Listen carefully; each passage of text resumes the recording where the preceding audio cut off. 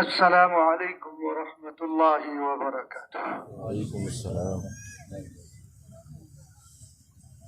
الحمد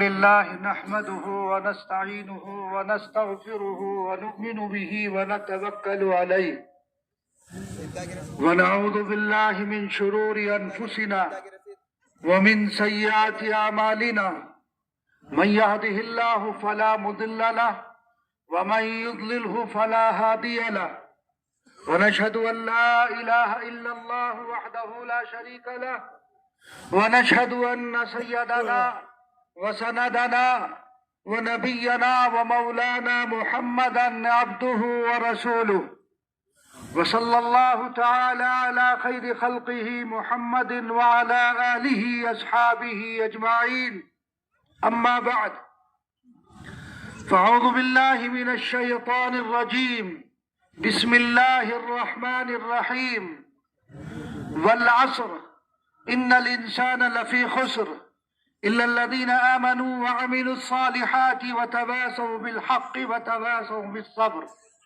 صدق اللہ العلی العظیم۔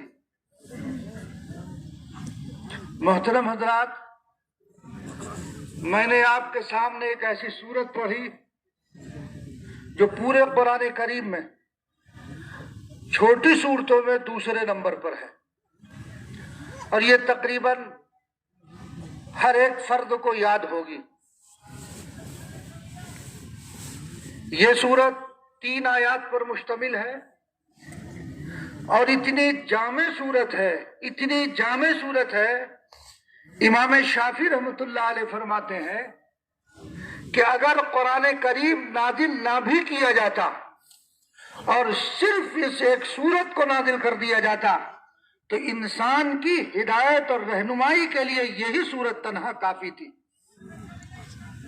اور یہ بھی امام شافعی رحمۃ اللہ علیہ کا قول ہے کہ اگر انسان صرف اس ایک سورت کے اندر تدبر کر لے، غور و فکر کر لے، تو وہ ہدایت یافتہ ہو جائے گا۔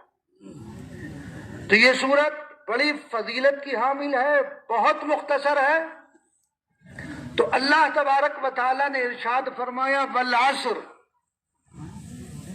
قسم ہے زمانے کی۔ عصر سے مراد زمانہ، کون سا زمانہ؟ مفسرین نے یہ بھی لکھا کہ نبی کریم صلی اللہ علیہ وسلم کو جب مبعوث کیا گیا ہے، جس زمانے میں آپ موجود ہیں، جب آپ پر وحی نازل ہو رہی ہے، وہ زمانہ مراد ہے۔ اس لیے حدیث شریف میں ہے، اللہ کے رسول صلی اللہ علیہ وسلم نے ارشاد فرمایا خیر القرون قرنی، سب سے بہتر زمانہ کون سا ہے؟ جس میں آقا دو جہاں جناب محمد الرسول اللہ صلی اللہ علیہ وسلم موجود ہے، سب سے بہتر زمانہ وہ ہے۔ تو مفسرین نے زمانے سے مراد وہ زمانہ لیا۔ دوسری تفسیر کے عام ہے، اور تیسری ایک تفسیر اس کی یہ بھی ہے کہ والعصر، قسم ہے وقت عصر کی، اس لیے کہ جو وقت عصر ہے وہ مختصر ہے، اور وقتوں کے مقابلے میں ظہر کا وقت دیکھیے طویل ہے، عشاء کا وقت دیکھیے، ادھر فجر کا وقت دیکھیے طویل ہے، لیکن وقت عصر مختصر ہے۔ اور یہ بھی مفسرین نے لکھا ہے کہ اللہ تبارک و تعالیٰ نے انبیاء علیہ السلام کو جو نبوت عنایت فرمائی وہ فجر کے وقت میں، اور ولایتیں جو دی گئی ہے وہ عصر کے وقت میں دی گئی ہے۔ اور سابقہ انبیاء پر پہلے فجر اور عصر یہ 2 ہی نمازیں فرض تھی، تو عصر کا وقت مختصر ہے۔ اور عصر کے معنی عربی میں نچوڑنے کے آتے ہیں، عصرن کے معنی نچوڑنے کے، تو گویا کہ اشارہ اس بات کی طرف کر دیا گیا ہے کہ نبی کریم صلی اللہ علیہ وسلم کی جو عمر شریف ہے وہ بھی مختصر ہے، 63 سال۔ سابقہ انبیاء کو دیکھو، 1000 سال عمر ہے، 700 سال عمر ہے، 100 سال سے اوپر 150 سال ہے، 200 سال ہے۔ نبی کریم صلی اللہ علیہ وسلم کی عمر شریف 63 سال۔ تو قسم کھا کر اللہ تبارک و تعالیٰ نے بیان فرمایا، قسم ہے زمانے کی، چونکہ یہ جو عصر ہے، یہ جو زمانہ ہے، اسی زمانے میں ہم تمام کام انجام دیتے ہیں۔ انسان جو نیکی کرتا ہے وہ عصر ہی کے اندر کرتا ہے، زمانے کے اندر کرتا ہے، جو اچھائی یا برائی وہ انجام دے رہا ہے وہ زمانے کے اندر دے رہا ہے۔ یہاں ایک مسئلہ بھی یاد رکھیے گا، انسانوں کے لیے اللہ کے علاوہ، اللہ کا ذاتی نام ہو یا اس کا صفاتی نام ہو، تو اللہ کی ذات یا صفات، اس کے علاوہ دیگر کسی اور کی قسم کھانا جائز نہیں ہے۔ تیرے سر کی قسم، اولاد کی قسم، فلاں کی قسم، وہ جائز نہیں ہے۔ تو پھر سوال پیدا ہوگا، اللہ تبارک و تعالیٰ زمانے کی قسم کیوں کھا رہے ہیں؟ تو ظاہر بات ہے خدا بند قدوس تو خالق اور مالک ہے، وہ احکام کا پابند نہیں ہے، آپ اور ہم احکام کے پابند۔ بعد میں بچھا لیو، بیٹھا رہو۔ تو ہمارے لیے حکم یہ ہے کہ اللہ کے علاوہ کسی اور کی قسم کھانا درست نہیں ہے۔ تو انسان سے جن اعمال کا سرزد، جو اعمال سرزد ہوتے ہیں وہ زمانے کے اندر ہوتے ہیں، تو اس لیے زمانے کی قسم کھا کر بیان کیا کہ قسم ہے زمانے کی، قسم ہے وقت عصر کی، قسم ہے زمانہ نبوت کی۔ ان الانسان لفی خسر، ان الانسان لفی خسر، یقیناً انسان گھاٹے میں ہے، انسان گھاٹے میں ہے۔ یہ گھاٹے میں کیوں ہے؟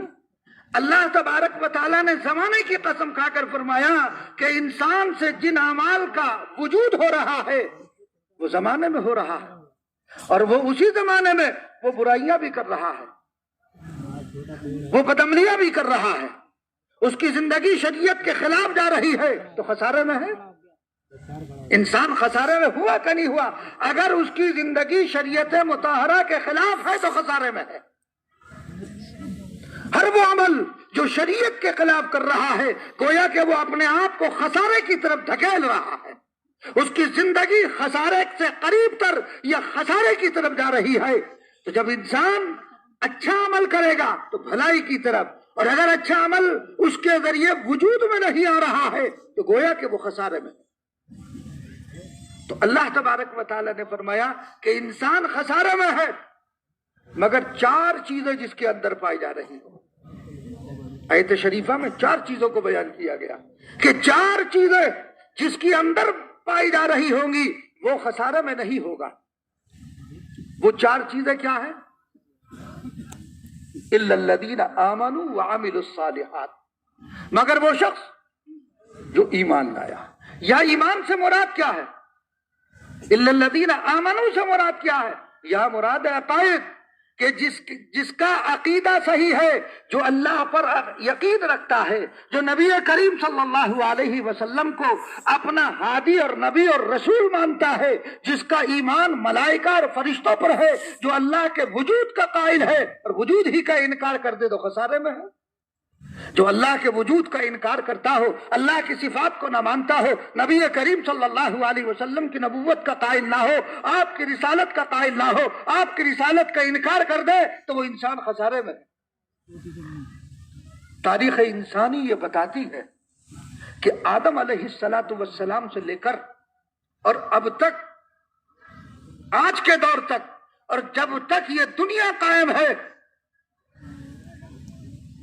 اگر کسی کے اندر یہ چار چیزیں موجود ہیں کہ وہ ایمان رکھتا ہو، عقائد اس کے صحیح ہو، اور اعمال صالحہ کرتا ہو، ایک دوسرے کو حق پر جمع رہنے کی تلقین کرتا ہو، ایک دوسرے کو صبر کی تاکید کرتا ہو، یہ چار چیزیں جس میں پائی جا رہی ہے وہ انسان خسارے میں نہیں ہے۔ آدم علیہ السلام سے لے کر آج تک اور قیامت تک آنے والی جو انسانیت ہے، وہ اگر ان چاروں چیزوں کا لحاظ رکھیں گی، اگر اس کے عقائد بھی درست ہیں، اعمال بھی درست ہے، اعمال سنت نبوی صلی اللہ علیہ وسلم کے مطابق ہے، اور وہ حق کی تلقین کر رہا ہے، صبر پر کی تاکید کر رہا ہے، تو وہ انسان خسارے میں نہیں ہے، کامیاب ہے۔ تو کامیاب کون انسان ہوا؟ جو مومن ہے، جس کا اللہ پر یقین ہے، جو اللہ کی وحدانیت کا قائل ہے، جو تثلیث کا قائل نہیں ہے، جو دو خدا کا قائل نہیں ہے، جو شرکت کا قائل نہیں ہے، جس کو قرآن بھی بیان کر رہا ہے قل هو اللہ احد، آپ کہہ دیجیے اللہ ایک ہے، جو وحدانیت کا قائل ہے کہ اس پورے نظام کو چلانے والی جو ذات ہے وہ صرف اور صرف تنہا ذات ہے، کوئی اور اس میں شریک نہیں ہے۔ زمانے میں جو تغیر ہو رہا ہے، رد و بدل ہو رہا ہے، سورج نکلتا ہے ڈوب جاتا ہے، چاند نکلتا ہے غروب ہو جاتا ہے، اور یہ تمام چیزیں بتا رہی ہے کہ کوئی اس نظام کو چلانے والا ہے۔ وہ کون ہے؟ وہ اللہ تبارک و تعالیٰ کی ذات ہے، کوئی اور نہیں ہے۔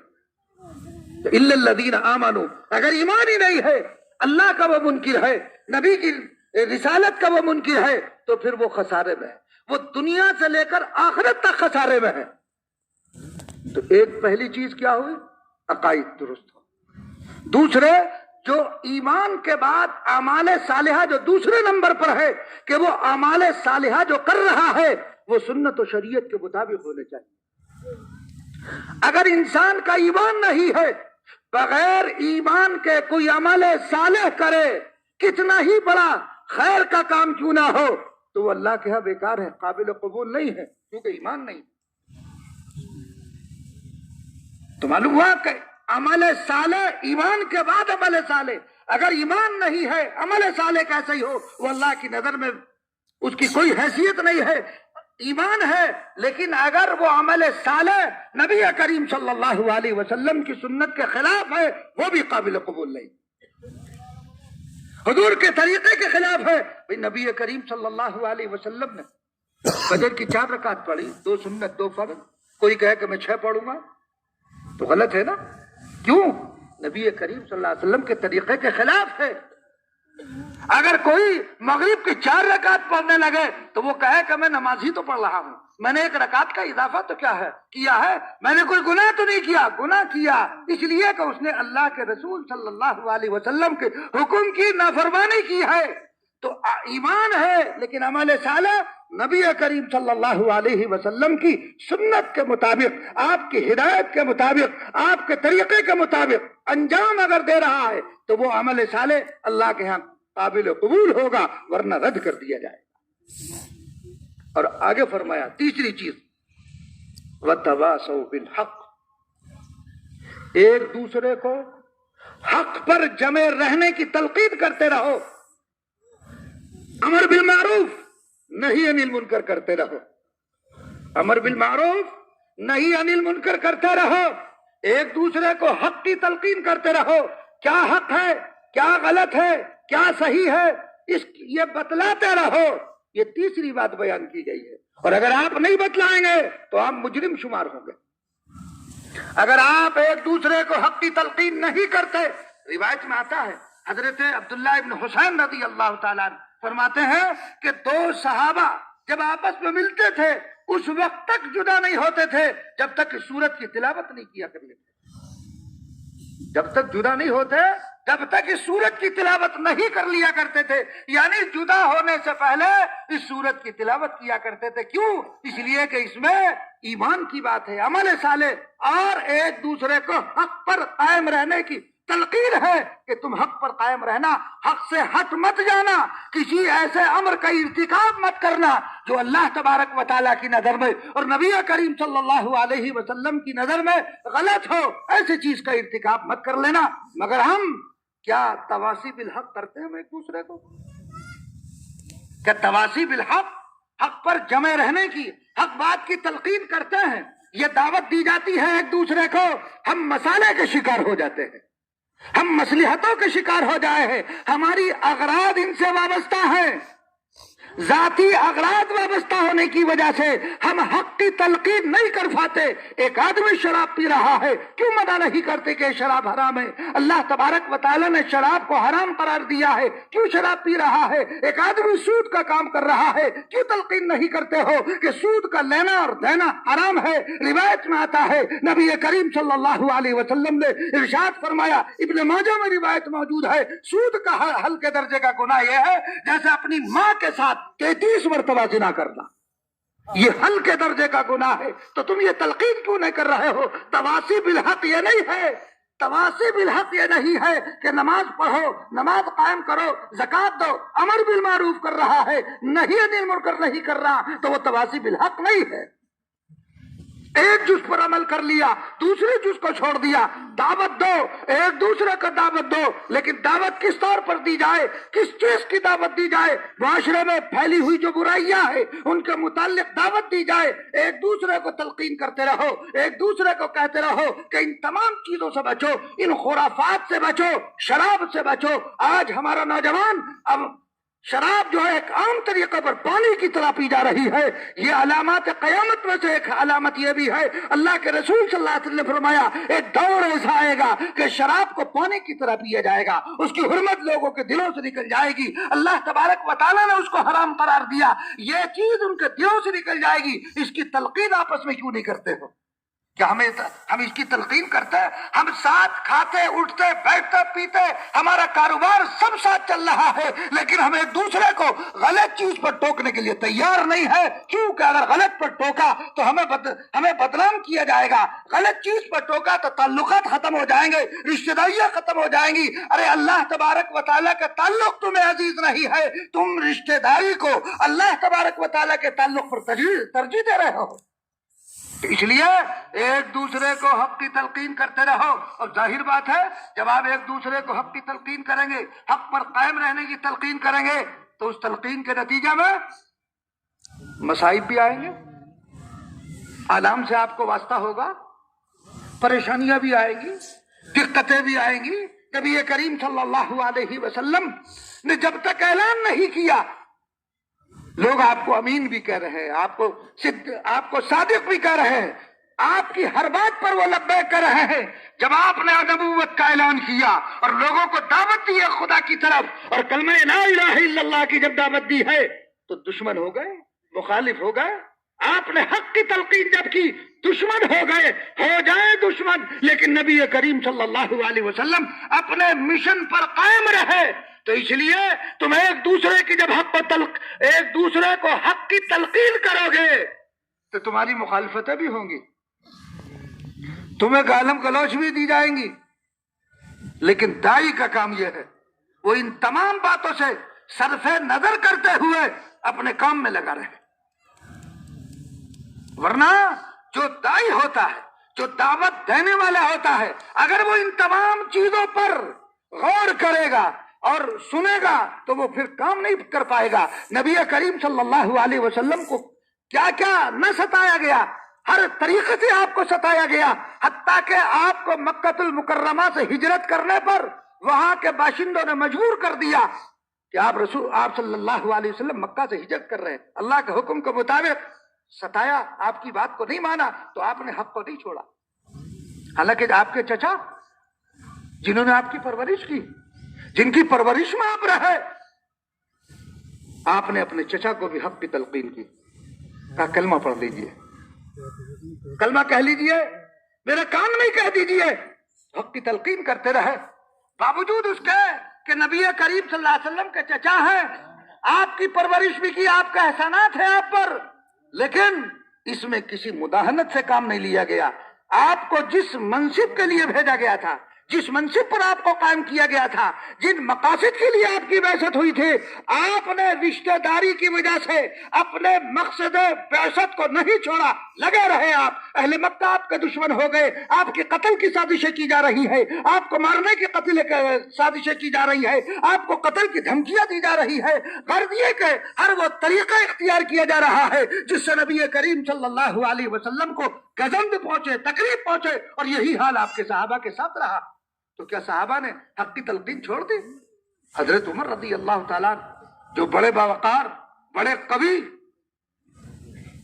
اہل مکہ ان سے ڈر رہے ہیں، تلقین کی گئی، اللہ نے ان کو ایمان کی دولت سے نوازا، اور پھر انہوں نے بھی اعلان کر دیا کہ ان مصائب کا سامنا کرنا پڑا۔ صحابہ کی تاریخ پڑھو، صحابہ کے واقعات کو پڑھو، صحابہ کے واقعات کو پڑھو گے تو آپ کو معلوم ہوگا کہ صحابہ ایک دوسرے کو حق کی تلقین کرتے رہے کہ دین پر قائم رہنا، کچھ بھی ہو جائے، انہیں تپتی ہوئی ریت پر لٹا دیا گیا، سلاخیں ان کے لگائی گئی، آگ پر لٹا دیا گیا، مگر انہوں نے دین حق کو نہیں چھوڑا۔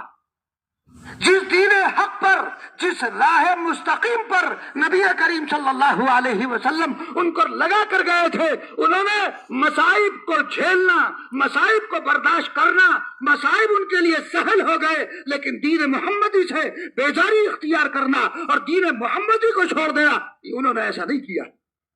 آج ہمارے اوپر ذرا سے مصائب اور آلام آ جاتے ہیں، مصیبتیں آ جاتی ہیں تو ہمارے دین کے لالے پڑ جاتے ہیں، ہماری زبانوں پر ایسے الفاظ آ جاتے ہیں جو کفر سے قریب کر دینے والے، جو کفر میں مبتلا کر دینے والے ہوتے ہیں۔ لیکن صحابہ کی زندگیوں سے سبق حاصل کرو، صحابہ کے واقعات درس عبرت ہیں۔ تو اس لیے ایک دوسرے کو جب تلقین حق کی کریں گے، ظاہر بات ہے امر بالمعروف کرنا تو آسان کام ہے، اچھائی کا حکم کرنا آسان ہے، نہیں انل منکر مشکل ہے۔ کیوں کہ جب آدمی نہیں انل منکر کرتا ہے، دوسرے کو برائی سے جب روکتا ہے اور دوسرے کی برائی پر جب ٹوکتا ہے، جب وہ اس پر قدغن لگاتا ہے، تو اس وقت جمے رہنا پڑتا، اس وقت جمے رہنا پڑتا۔ اور یوں یہ سوچ لے، یہ تو نبی کریم صلی اللہ علیہ وسلم اور تمام انبیاء کی سنت ہے کہ انہوں نے حق کا پیغام لوگوں کو دیا، لوگوں نے انہیں کیا دیا؟ انبیاء کو تو قتل کر دیا گیا، انہیں چیر دیا گیا، پیٹ سے 2 ٹکڑے بھی کر دیے گئے، لیکن انہوں نے حق کی تلقین نہیں چھوڑی۔ جس مشن کے لیے اللہ نے انہیں بھیجا تھا وہ اس میں لگے رہے۔ تو امر بالمعروف تو بہت آسان، نماز پڑھا کرو، نماز کے یہ فضائل ہیں، لیکن اگر وہ کسی برائی میں مبتلا ہے، شراب پی رہا ہے، اس سے روکیں گے تو آپ کی مخالفت کی جائے گی، آپ کے پیچھے لگ جائیں گے کہ اچھا یہ ہمارے خلاف بولتا ہے، یہ ہم ایک کام کر رہے ہیں، ہمارے خلاف گفتگو کرتا ہے۔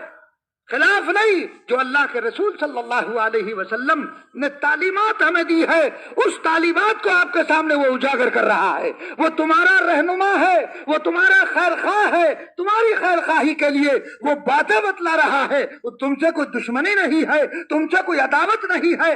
اللہ تبارک و تعالیٰ جس نے اس پوری کائنات کو بنایا اور اس کائنات کے اندر یہ انسان بھی ہے، اس انسان کو بھی اللہ تبارک و تعالیٰ نے پیدا کیا، مگر وہی مالک اور خالق جس نے انسان کو بنایا اس کو عذاب بھی دے گا، سزا بھی دے گا۔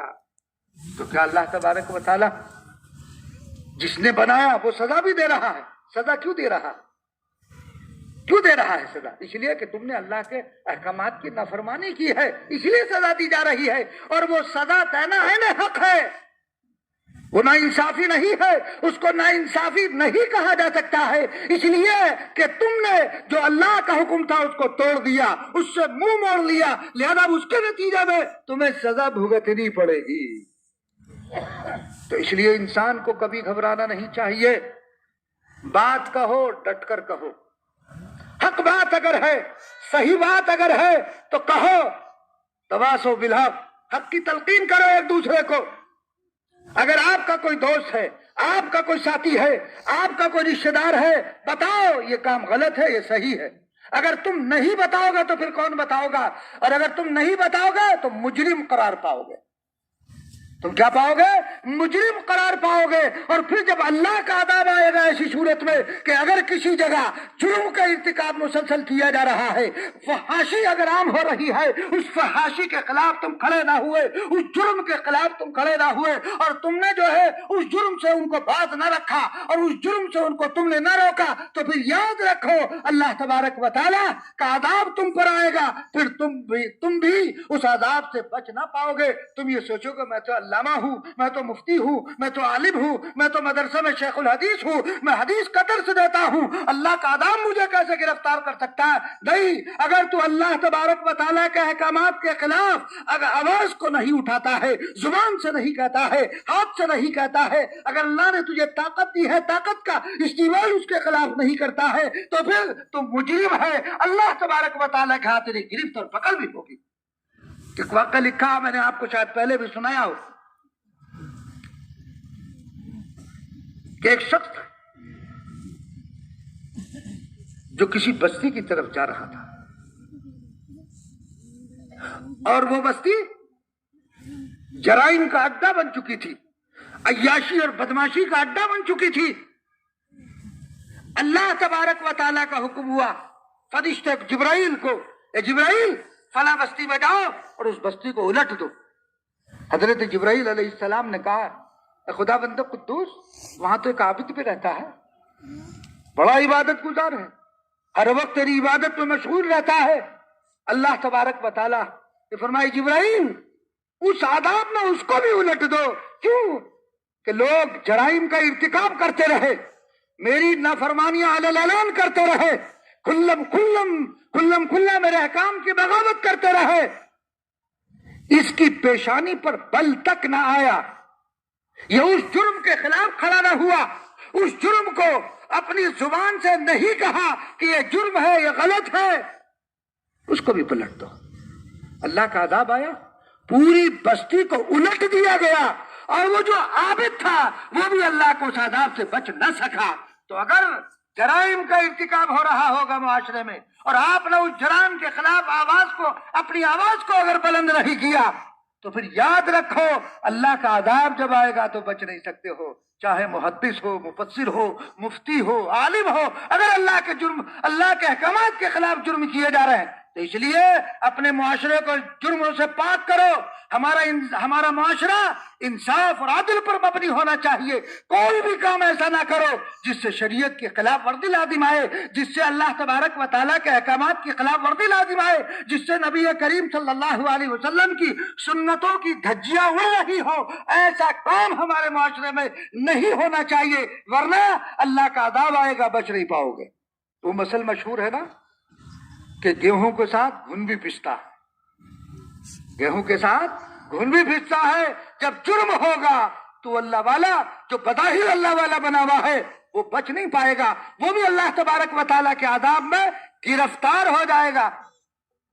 تو اس لیے دوستو کہ حق کی ایک دوسرے کو تلقین کرو، بتاؤ کہ کیا چیز غلط ہے، کیا چیز صحیح ہے، کیا جائز ہے، کیا ناجائز ہے۔ اگر آپ کو علم صحیح ہے، یہ بھی یاد رکھنا، آپ بہت سے لوگ کیا کرتے ہیں، میرے خیال میں یہ مسئلہ اس طرح ہے، تمہارا خیال کیا حیثیت رکھتا ہے، تمہارے خیال کی شریعت کی نظر میں کیا حیثیت ہے؟ خیال سے مسئلہ نہیں بتایا جایا کرتا ہے، خیال سے دین کی بات نہیں بتائی جایا کرتی ہے، وہ بات بتاؤ جو اللہ اور اس کے رسول صلی اللہ علیہ وسلم نے بیان فرمائی ہے۔ تمہاری بات مستند ہونی چاہیے کہ ہم نے فلاں مستند عالم سے سنا۔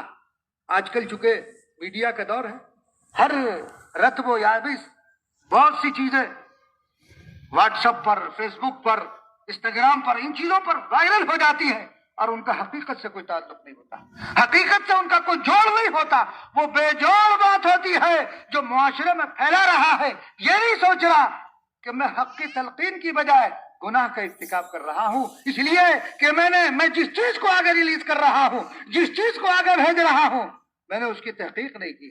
پہلے تحقیق کر لو، اس لیے کہ بے تحقیق اگر کوئی غلط بات آگے آپ نے روانہ کر دی تو آپ جرم کے مستحق ہو گئے۔ جس نے اس بات کو چلایا ہے، جو سب سے پہلے اس کو ڈالنے والا ہے، وہ مجرم ہے۔ اب اس بات کو جتنے بھی لوگ آگے بھیجیں گے وہ بھی مجرم ہوں گے۔ کیوں آپ نے تحقیق نہیں کی؟ کل کی بات ہے، گھر میں ہمارے ہاں عورتیں پوچھ رہی ہیں کہ وہ 20 تراویح تو مکمل ہو گئی، اب جو رات گزری ہے اس رات میں 20 رکعت نفل قضا پڑھی جائے گی، یعنی تراویح کی جگہ 20 رکعت نفل قضا پڑھی جائیں گی۔ تو پتہ نہیں عورتوں کی کوئی الگ کتاب ہے، وہ مسائل کہاں سے لے کر آتی ہمیں بھی پتہ نہیں، ان کی ایک الگ ہی کتاب ہے۔ ایسی باتیں جن کا نہ سر سے تعلق نہ پیر سے تعلق، کوئی سر پیر، بغیر سر پیر کے ایسی باتیں جو ہے کہ صاحب اگر 2 رکعت نفل پڑھو، اس میں آیت الکرسی فلاں صورتیں اتنی مرتبہ پڑھو، سورہ اخلاص 100 مرتبہ پڑھ لو، سورہ فلق اتنی مرتبہ پڑھ لو، زندگی میں جتنی نمازیں قضا ہوئی ہوں گی سب معاف ہو جائے گی۔ ٹھیک ہے بھائی، ان کے پاس کوئی ایسی شریعت ہوگی، کوئی ایسی دلیل ہوگی؟ ہاں، ہم نے تو کہیں پڑھا نہیں ایسا۔ ہاں، یہ تو پڑھا ہے کہ یہ عمل لکھا ہوا ہے ایک جگہ، ایک اردو کی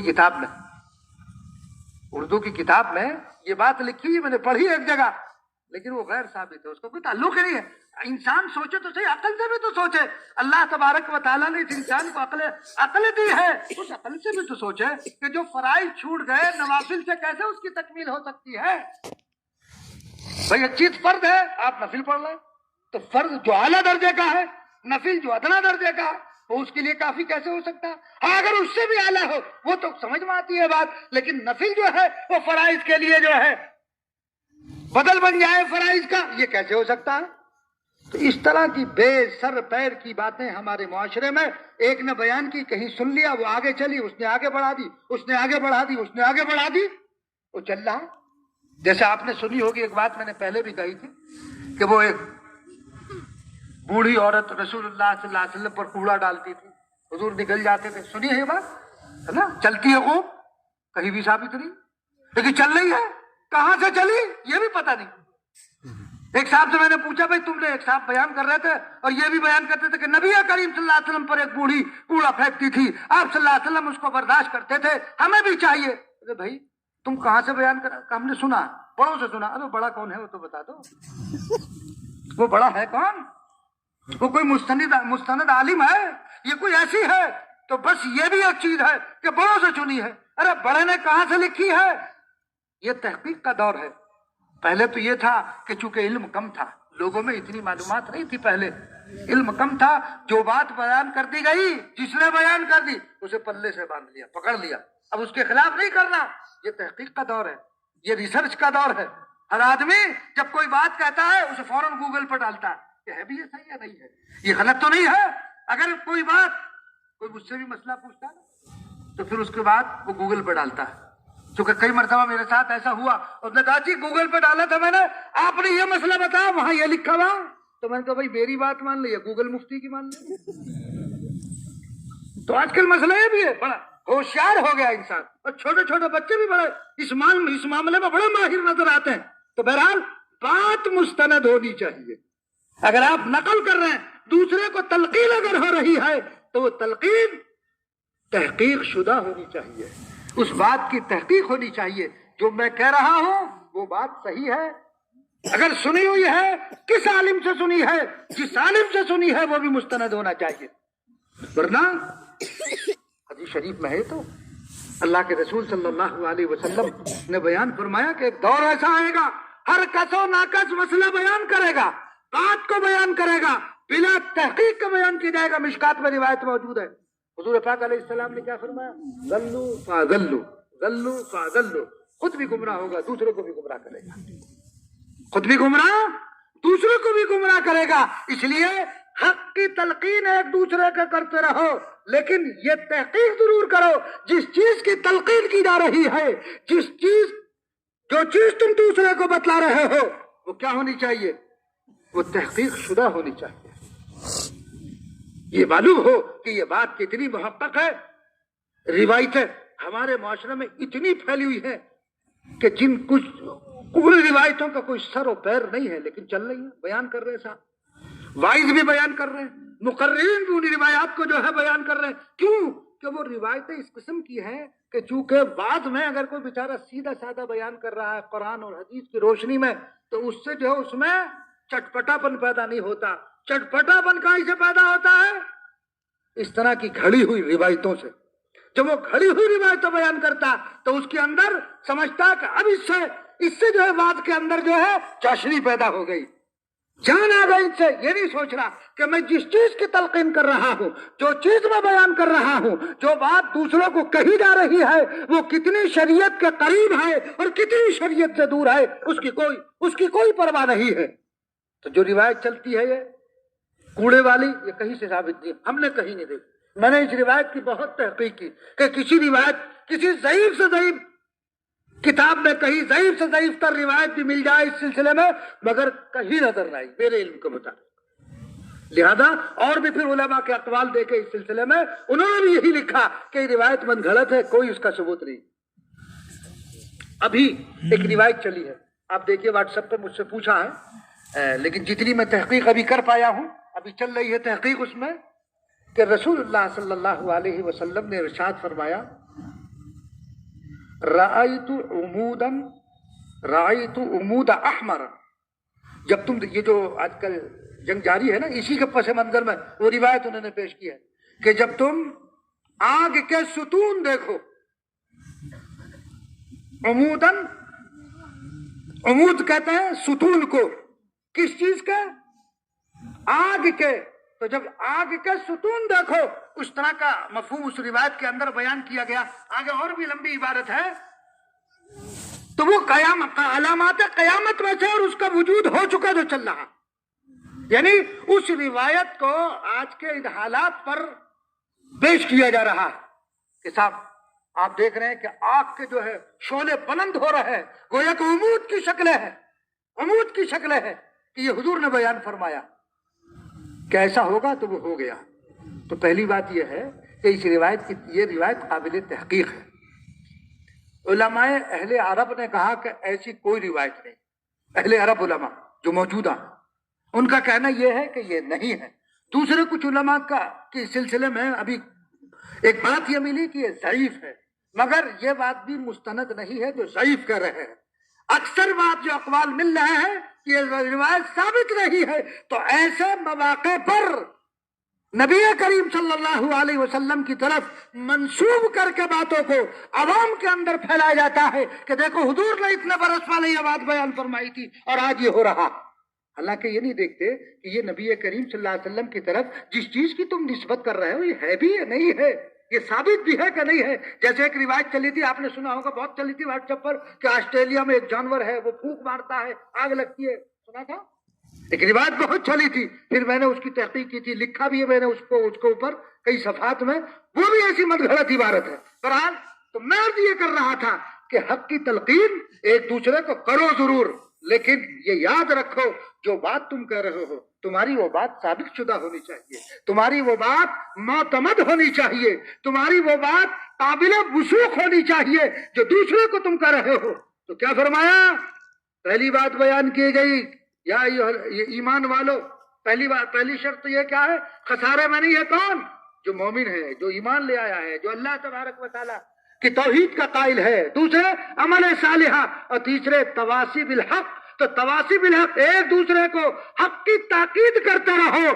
تو ظاہر بات ہے جب حق کی تاکید کرو گے مصائب کا سامنا ہوگا، آلام کا سامنا ہوگا، مصیبتوں کا سامنا ہوگا، تو ان مصیبتوں سے ظاہر بات ہے کہ مصیبتیں جب آئیں گی تو وہ تواصل بالصبر، حق کی تلقین ایک دوسرے کا کرتے رہو، اور اس کے نتیجے میں جو مصائب تمہارے سامنے آئیں گے لہذا آپس میں صبر کی تاکید بھی کرتے رہو۔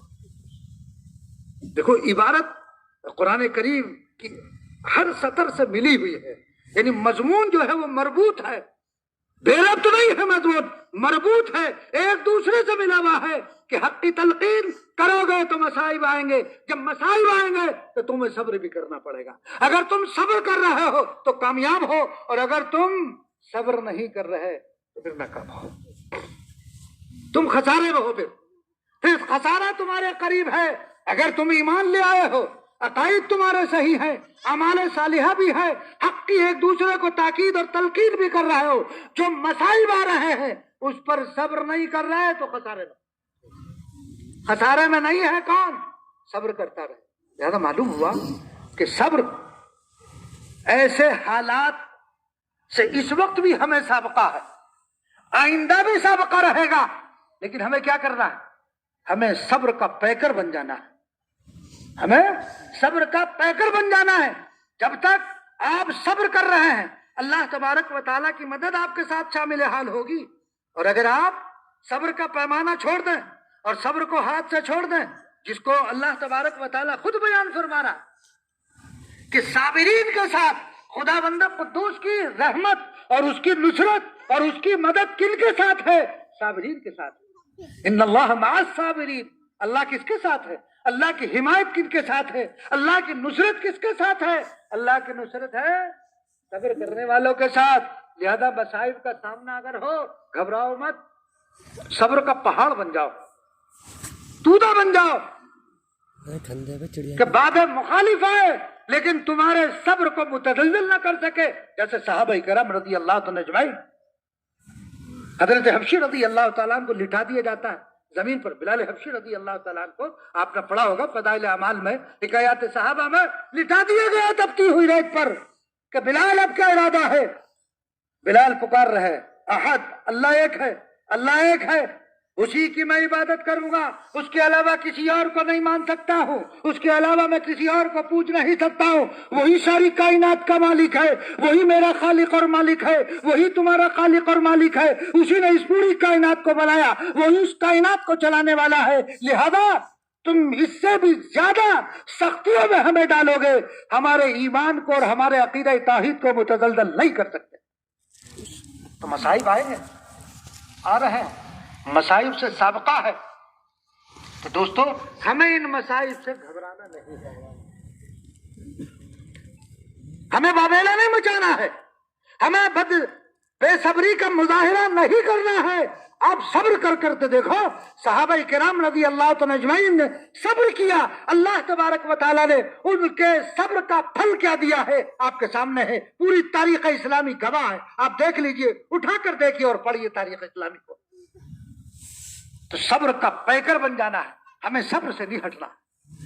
کوئی کچھ بھی کہے، جب ہم حق پر ہیں، اور ظاہر بات ہے مومن حق پر ہے، وہ اللہ کی وحدانیت کا قائل ہے، وہ رسول کی رسالت کا قائل ہے، جب وہ حق پر ہے، تو جب حق پر ہے تو مصائب تو آئیں گے۔ تم نبی سے تو بڑھ نہیں سکتے ہو بھئی، نبی کریم صلی اللہ علیہ وسلم پر مصائب آئے، خود نبی کریم صلی اللہ علیہ وسلم ارشاد فرماتے ہیں کہ جتنا تمام انبیاء میں مجھے آزمایا گیا، جتنے مصائب مجھ پر ڈالے گئے ہیں، پہلے کسی اور نبی پر نہیں ڈالے گئے، اتنا کسی اور نبی کو نہیں آزمایا گیا جتنا مجھے آزمایا گیا۔ تو جب انبیاء کے ساتھ یہ معاملہ ہے تو آپ کا اور ہمارا کس شمار میں؟ آپ اور ہم کس شمار میں؟ نبیوں کو مصائب میں مبتلا کیا گیا، اور وہ مصیبت ہے کہ آپ اور ہم اس کا تصور بھی نہیں کر سکتے۔ ہمیں تو ذرا سا کاروبار ٹھنڈا پڑ گیا تو ہم پریشان ہو جاتے ہیں، ہمارا ایمان کمزور ہو جاتا ہے، بیمار کوئی پڑ گیا ہمارا ایمان کمزور پڑ جاتا ہے، کہ پکارتا ہے کہ کیا میں ہی خدا کو ملا تھا بیماری میں مبتلا کرنے کے لیے؟ کیا میں ہی خدا کو ملا تھا کہ میرا سارا کاروبار ختم کر دیا گیا؟ اس طرح کے جملے، جبکہ جملے کفریہ ہیں، یہ انسان کو کفر سے قریب کر دیتا ہے، ایسے جملے ہماری زبانوں پر جاری ہو جاتے ہیں جس کی اجازت نہیں، جس کی اجازت نہیں۔ صرف ذرا سا امتحان آیا، گھبرا گئے، ایمان کو چھوڑ کر چل دیا، ذرا سا سختی آئی، ایمان کو چھوڑ دیا۔ معلوم ہوا کہ جب دجال آئے گا وہ بھی ہمارے لیے امتحان ہوگا، وہ بھی ہمارے لیے آزمائش ہوگا، جائے گا۔ جو ضعیف الایمان ہوں گے ساتھ ہو لیں گے، وہ ان کے ایمان کو اللہ تبارک و تعالیٰ آزمائیں گے، یہ مجھ پر ایمان رکھتا ہے یا اس پر ایمان رکھتا ہے، اور اس کو ایسی قوت دے دی جائے گی کہ وہ مارے گا بھی، زندہ بھی کرے گا، بارش بھی برسائے گا، دریاؤں کو چلائے گا، روک دے گا، اناج دے گا۔ یہ قوت ہے، یہ اللہ کی طرف سے اس کو ملی ہی ہوگی، لیکن وہ اسی میں بھٹک جائے گا کہ اچھا میں تو مالک ہوں تمام چیزوں کا، لوگ اس کو دیکھیں گے، جو ضعیف الایمان ہوں گے وہ اس کے ساتھ ہو لیں گے۔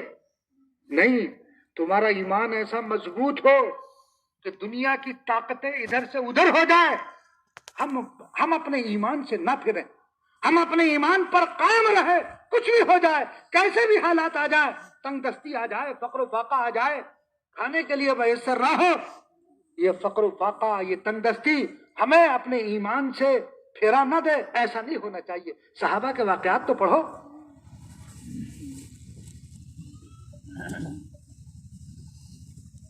روایت میں آتا ہے نبی کریم صلی اللہ علیہ وسلم ایک رات نکلے تو دیکھا ادھر سے حضرت ابوبکر رضی اللہ تعالیٰ، ادھر سے حضرت عمر رضی اللہ تعالیٰ چلے آ رہے ہیں۔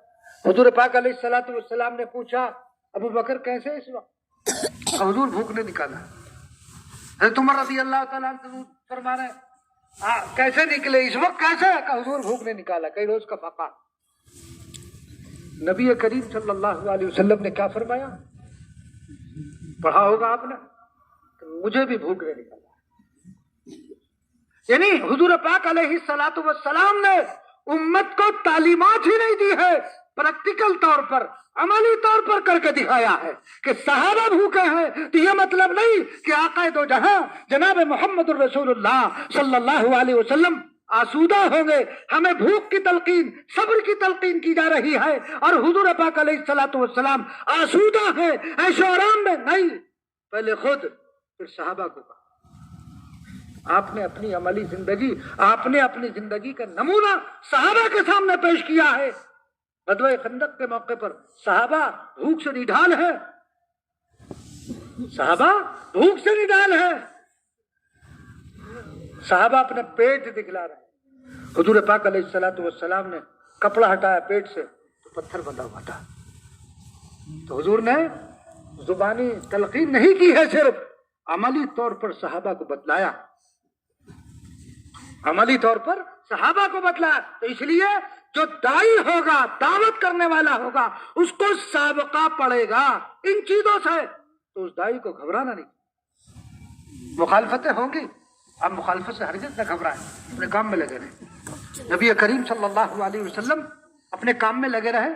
لوگوں نے ہر چیز کو نبی کریم صلی اللہ علیہ وسلم پر انہوں نے آزمایا، لیکن اللہ تبارک و تعالیٰ نے فتح اور نصرت اور کامیابی نبی کریم صلی اللہ علیہ وسلم اور آپ کے متبعین کو دی، کامیابی ہوئی. تو اس لیے داعی جو ہوگا وہ حق کی تلقین کرتا رہے گا، آپس میں ایک دوسرے کو تلقین کریں گے. لیکن اگر مصائب کا سامنا ہوگا تو وہ تواصوا بالصبر بھی ہوگا، ایک دوسرے کو صبر کی تلقین، کہ صبر کرتے رہو، صبر رکھو. حدیث میں ایک واقعہ آتا ہے، نبی کریم صلی اللہ علیہ وسلم کے پاس ایک صحابی آئے. حضور پاک علیہ الصلوۃ والسلام سے کہا، اے اللہ کے رسول صلی اللہ علیہ وسلم، میرا پڑوسی مجھے بہت پریشان کرتا ہے. حضور نے فرمایا صبر کرو.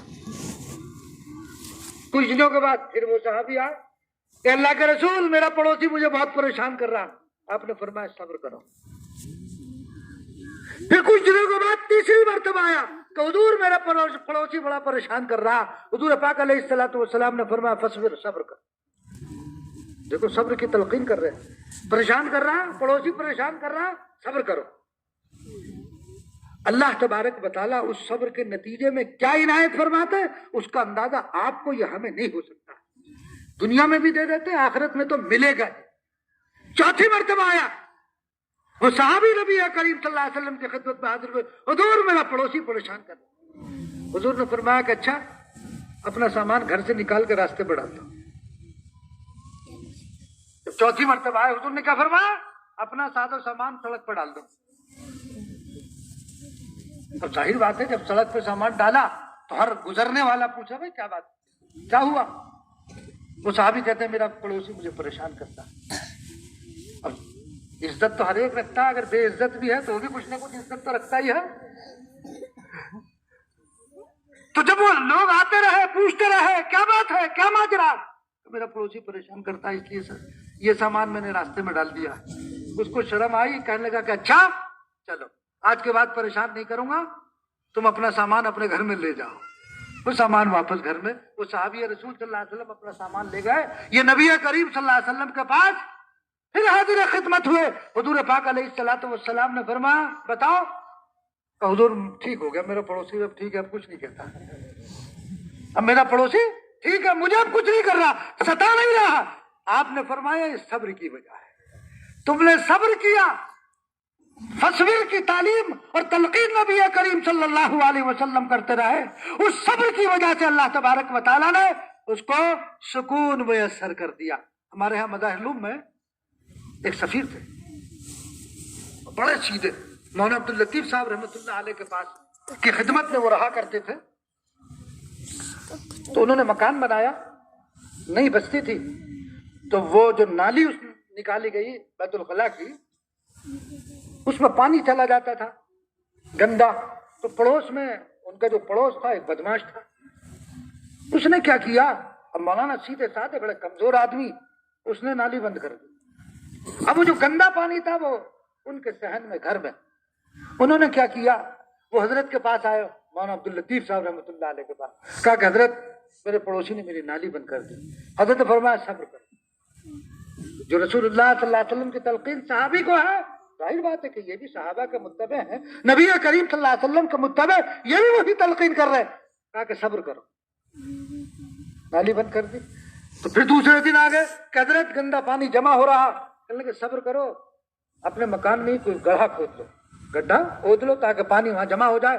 انہوں نے کیا کیا, اپنے صحن کے اندر گڈھا کھود لیا, تھوڑا سا گڈھا, وہ پانی اس میں جمع ہوتا رہا. نتیجہ کیا ہوا, وہ پانی جب بھر جاتا تو بالٹیوں سے میں لیتے اور اس کو بیچارے دور پھینک کر آتے. تو ایک دن کہنے لگا, حضرت بہت دن ہو گیا, کب تک صبر کروں, اب تو صبر نہیں ہو رہا, صبر کا پیمانہ لبریز ہو گیا. حضرت نے فرمایا کہ صبر کرو. نتیجہ کیا ہوا, دیکھو اللہ سے ڈرتے رہنا چاہیے.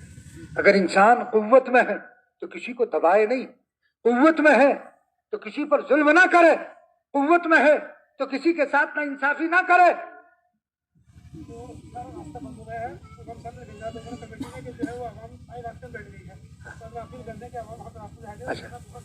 بھائی جو لوگ راستے میں بیٹھے ہوئے ہیں, راستے پر بیٹھے ہوئے وہ آگے آ جائے, جگہ اندر کافی ہے. راستے میں نہ بیٹھے, آنے والوں کو دقت اور پریشانی میں نہ ڈالیں.